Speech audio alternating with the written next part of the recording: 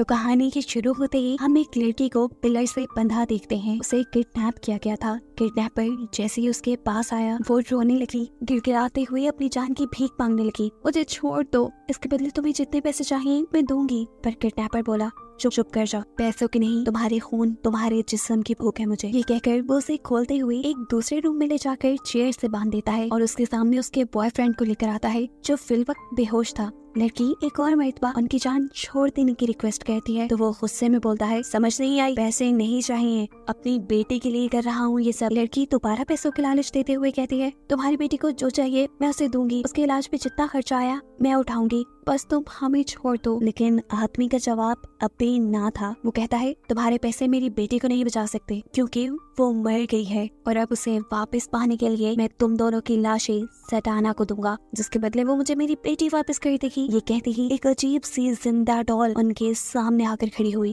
जिसे देखकर वो लड़की बुरी तरह डर गई। वो अब कुछ भी बोल नहीं पा रही थी। उसकी आंखों के सामने अब वो किडनैपर उसके बॉयफ्रेंड के मुंह पे टेप लगाता है और कुछ स्पेल्स पढ़ते हुए एक अजीब सी नाइफ उसके जिस्म में स्टैब कर देता है। उस लड़के की बॉडी से निकलता हुआ खून वो एक ग्लास में इकट्ठा करने लगा था और ये देखकर लड़की से बर्दाश्त नहीं हुआ। उसने अपने आप को छुड़ाने के लिए जोर लगाया और हाथ खुलते ही वो यहाँ से भाग गई। लेकिन भागकर जाती भी वो कहाँ पे? ये एक सुनसान आइलैंड था। भागते भागते जब वो थक गई और सांस लेने के लिए रुकी तो उसने फील किया उसके पीछे कोई है। जैसे ही वो पीछे मुड़ी तो उसके पीछे सटाना थी जो उसे लेकर दोबारा वहीं उसी फार्म हाउस में आ गई। किडनैपर उस लड़की को दोबारा बांध देता है और फिर काम खत्म करके अपने लॉन्च में आकर टीवी चलाता है जहाँ उसे एक डॉक्यूमेंट्री देखने को मिलती है। इस डॉक्यूमेंट्री की एंकर थी जोई, जो पूरी दुनिया की अजीबोगरीब जगहों पर डॉक्यूमेंट्री बनाती थी और उनका असल सब लोगों तक पहुँचाती थी। उसकी टीम के 6 लोग उसकी स्ट्रेंथ थे और सभी लोगों को नई नई जगहें डिस्कवर करना भी बहुत पसंद था। यहीं पर हम डोरी नाम की एक टीम मेंबर से मिलते हैं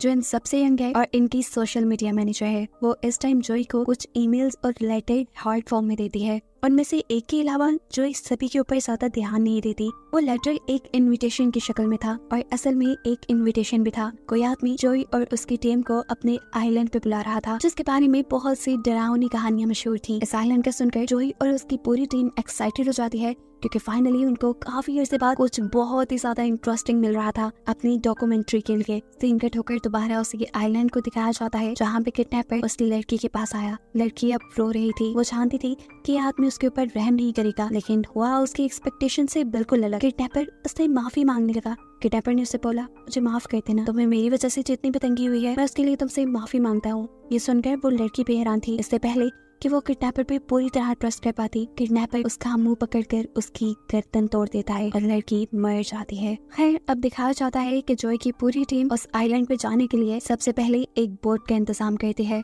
हैरानी की बात थी कि ये लोग जिस बोट वाले से बात करते थे वो सभी उस आइलैंड पे जाने से इनकार कर देते थे। काफी टाइम बाद उनको एक ऐसा बोट वाला मिल ही गया जो उस आइलैंड पर जाने के लिए तो मान गया, लेकिन उसने बहुत सारे पैसे मांगे। फिलहाल पैसे उनके लिए बड़ा मसला नहीं था। ये लोग पे करते हैं और उस आइलैंड पे पहुंच जाते हैं। वहाँ जाते ही पहले तो सब काफी अच्छा था। वो आइलैंड काफी खूबसूरत और ग्रीन था। वहाँ का मौसम, वहाँ की खूबसूरती इन्हें खुश कर देती है, लेकिन ये लोग अभी इस खूबसूरती के पीछे छुपे खतरे को नहीं जानते। थोड़ी ही आगे बढ़ने पर इन्हें अजीबोगरीब चीजें दिखाई देने लगी। आइलैंड में जगह जगह डॉल्स को लटकाया गया था। अब बोट का ओनर इन्हें यहीं तक लाके फार्म हाउस की तरफ जाने वाला रास्ता बताता है और कहता है, तुम्हें इससे आगे खुद ही जाना है। ये बात सुनकर उन्हें थोड़ा अजीब तो लगा, लेकिन खैर ये लोग डॉक्यूमेंट्री बनाने के लिए एक्साइटेड थे। जगह जगह डॉल्स का लटका होना ये उनके लिए इंटरेस्टिंग बात थी, इसीलिए जोई इस डॉक्यूमेंट्री की हिस्ट्री और अपना स्टार्ट यहीं पे शूट करती है। अब पीछे से वो बोट का मालिक जो अकेले ही वापसी के रास्ते पे पड़ा था चलते हुए, उसे अजीब सा डर लगने लगा, ऐसे जैसे उसका कोई पीछा कर रहा हो और यहाँ पे लटकी हुई डॉल उसे गौर से देख रही हो।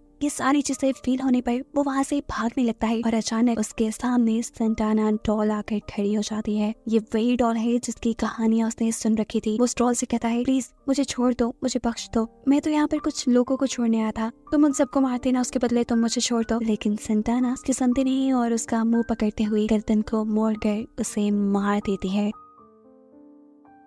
सीन कट होकर अब हमें जोई को दिखाया जाता है जो इस आइलैंड की हिस्ट्री बता रही थी। असल में इस आइलैंड पे एक आदमी था जिसकी बेटी मर गई जिसके मरने से न जाने उसके दिमाग को क्या हुआ, उसने पूरे आइलैंड में डॉल्स लटका दी क्योंकि उसे लगता था कि उसकी बेटी की स्पिरिट किसी तरह यहाँ आइलैंड पे लटकी हुई किसी डॉल के अंदर कैद हो जाएगी और ऐसे वो बार बार अपनी बेटी से मिल पाएगा। अब वेरोनिका यानी इनके ग्रुप की एक मेंबर आइलैंड में अकेले ही निकलती है और करीब ही उसे एक घर दिखाई देने पर वो अपनी पूरी टीम को आवाज देकर यही बुला लेती है। ये घर देखकर सबको ये नॉर्मल लग रहा था, ऐसे जैसे किसी भी नॉर्मल इंसान का घर होके, लेकिन अजीब काम इनके साथ ये हुआ कि इसका दरवाजा खुद ब खुद उनके लिए खुल गया। जो को लगा ये जूलियन का घर होगा, उसी आदमी का जिसने उन्हें लेटर लिखकर यहाँ बुलाया था। वो घर के अंदर जाकर जूलियन जूलियन ऐसी आवाजें लगाती है, लेकिन कोई भी जवाब न आने पर ये सभी लोग अंदर चले जाते हैं।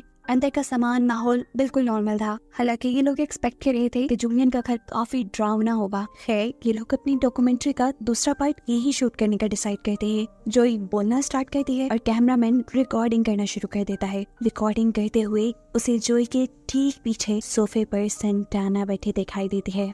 इस सबसे वो बुरी तरह डर गया। उसने रिकॉर्डिंग रोक दी और ये बात अपने पार्टनर्स को बताई। सभी थोड़ा थोड़ा डर चुके थे, लेकिन तभी अचानक पीछे से जूलियन आ गया। उसकी एंट्री भी सबको हिला गई थी, लेकिन वो सबको काम डाउन करता है और यहाँ आने के लिए वेलकम कहता है। रात हो चुकी थी। रात में वो सबके लिए बॉनफायर भी चलाता है और उनसे बातें करता है। जूलियन उन्हें बताता है कि पहले बहुत से लोग इस आइलैंड पे आया करते थे, इस आइलैंड को विजिट करने के लिए। पहले मुझे लगता था कि वो लोग मेरे लिए आते हैं, मेरा दुख बांटने के लिए आते हैं, लेकिन फिर वक्त गुजरा और मुझे एहसास हुआ ये लोग तो यहाँ सिर्फ एंजॉय करने के लिए आते हैं। तो उसके बाद से मैंने इस आइलैंड पे सब लोगों का आना बंद कर दिया। वो अब जोई को बताता है कि मैंने आपकी टीम को इसलिए यहाँ बुलाया ताकि आप सब लोगों को बता सकें कि मेरी बेटी मरी नहीं है। ये बात सुनकर वहाँ बैठे सारे लोग शॉक रह जाते हैं कि जूलियन ये क्या रहा है। तब जूलियन बताता है मेरी बेटी मरी नहीं है, उसकी सोल इसी आइलैंड पे है, लेकिन उसकी बॉडी नहीं, और मैं उसी की याद में इस आइलैंड पर डॉल्स लटकाता रहता हूँ ताकि उसकी रूह को सुकून मिलता रहे और वो उन डॉल्स में खोई रहे। सारी बातें खत्म होने के बाद वो इन सबसे कहता है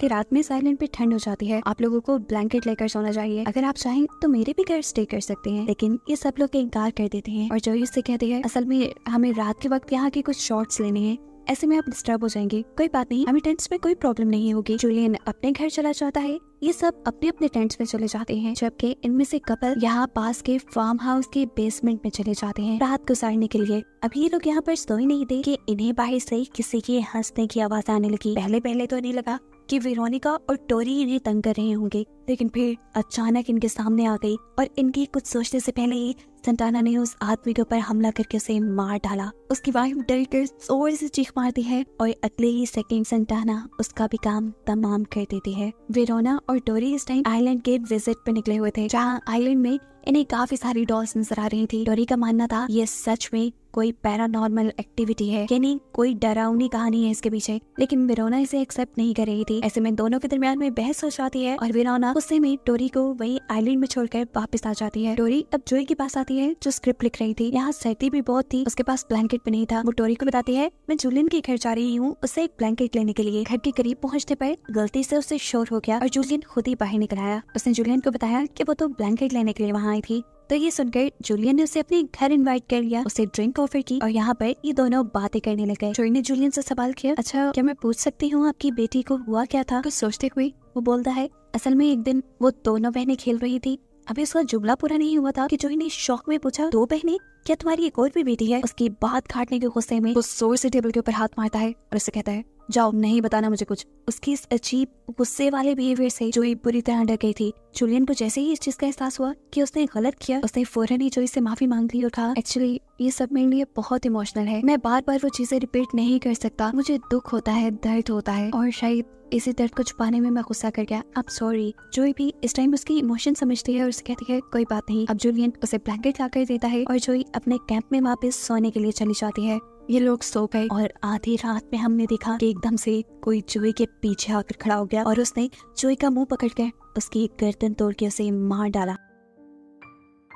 एकदम से जोई की आंखें खुली और हमें पता चला ये सब जो हमने देखा वो सिर्फ जोई का एक ख्वाब था। उसने ख्वाब में देखा था कि सेंटाना ने उसे मार दिया। वो डरकर उठ गई थी। उठते ही उसने देखा कि ये सुबह का वक्त था और उसके बाकी मेंबर्स भी उठ चुके थे और उसी का इंतजार कर रहे थे। अभी तक इनके ग्रुप के वो दो मेंबर मिसिंग थे जिन्हें रात हमने मरे हुए देखा है। उनके यहाँ ना होने की वजह इन लोगों को उनका इनसेंसिबल बिहेवियर लगता है। अब ये लोग उनके बगैर ही अपना काम स्टार्ट करने का सोचते हैं, लेकिन जो ऐसा नहीं चाहती थी। जो को लग रहा था कि हो सकता है वो किसी मुसीबत में फंस गए हों, हमें उन्हें ढूंढना चाहिए। उसकी बात सुनते हुए उसका साथी कहता है, अच्छा ठीक है, मैं और टोरी जा रही हैं शूटिंग के लिए, आप दोनों जाकर उन दोनों को ढूंढ लो। अब टोरी उस लड़की के साथ आ गई थी जूलियन के घर पे, जो इस टाइम लॉक था, और जूलियन खुद था इस टाइम जंगलों में। वो एक दरख्त के सामने खड़ा था जिसके ऊपर ग्रीन कपड़ों वाली डॉल लटकी हुई थी। वो अजीब तरीके से डॉल की तरफ देखकर मुस्कुराता है और डॉल भी उसे देखकर मुस्कुराने लगती है।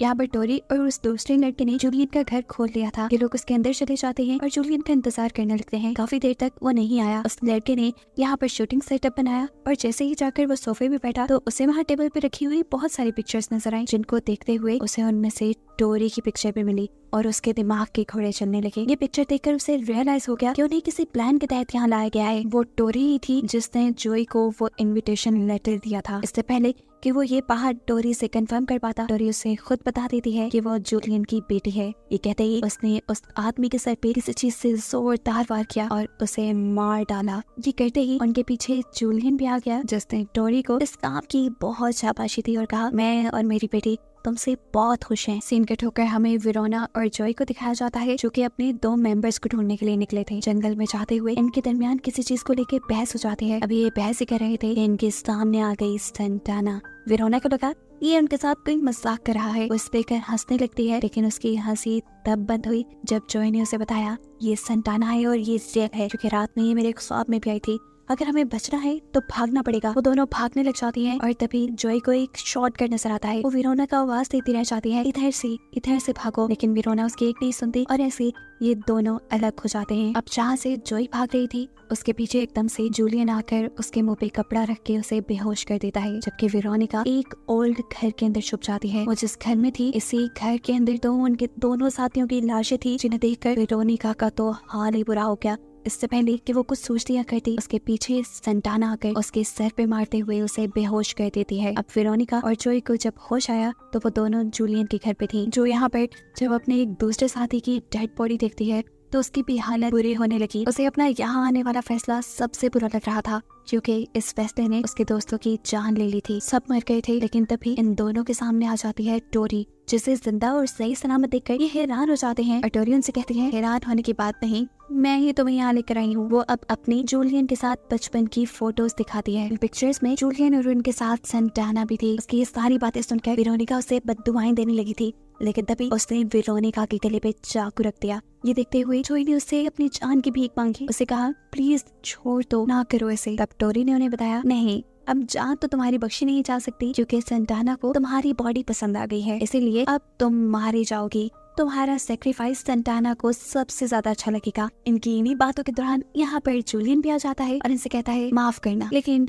हमें तुम्हें मारना पड़ेगा, क्योंकि तुम्हें मारने से हमारी सेंटाना खुश होगी। अब ये दोनों सबसे पहले वेरोनिका और जॉय को जख्मी कर देते हैं और एक बॉल में उनका खून इकट्ठा करते हुए कुछ स्पेल्स बोलते हैं, वही स्पेल्स जो जूलियन ने मूवी के स्टार्ट में बोले थे। अब इन्हें सारे मरे हुए लोगों का खून मिक्स करना था। ये काम करने के लिए जब टोरी वेरोनिका के पास गई तो वेरोनिका ने उसके हाथ पे इतनी जोर से बाइट किया कि उसका हाथ कट के उसमें से खून आने लगा। वो खून वेरोनिका के खून के साथ मिल गया और रिचुअल बर्बाद हो गया। ये देखकर जूलियन घबरा सा गया था। वो रिचुअल को सही करने के लिए पहले बाकी सब लोगों की डेड बॉडी यहाँ लाने का डिसाइड करता है, लेकिन मौका पाते ही जोई पीछे से अपने आप को छुड़वा कर वहाँ से भाग जाती है। जूलियन उसका फील्ड्स तक तो पीछा कर लेता है, लेकिन यहाँ से भी वो उसे चकमा देकर एक पुराने घर तक पहुँच गई, जहाँ उसके पुराने साथियों की लाश थी। जूलियन उसे ढूंढते हुए यहाँ भी आ गया था, लेकिन इस जगह का एक फायदा हुआ कि जोई को छुप कर जूलियन पे वार करने का मौका मिल गया।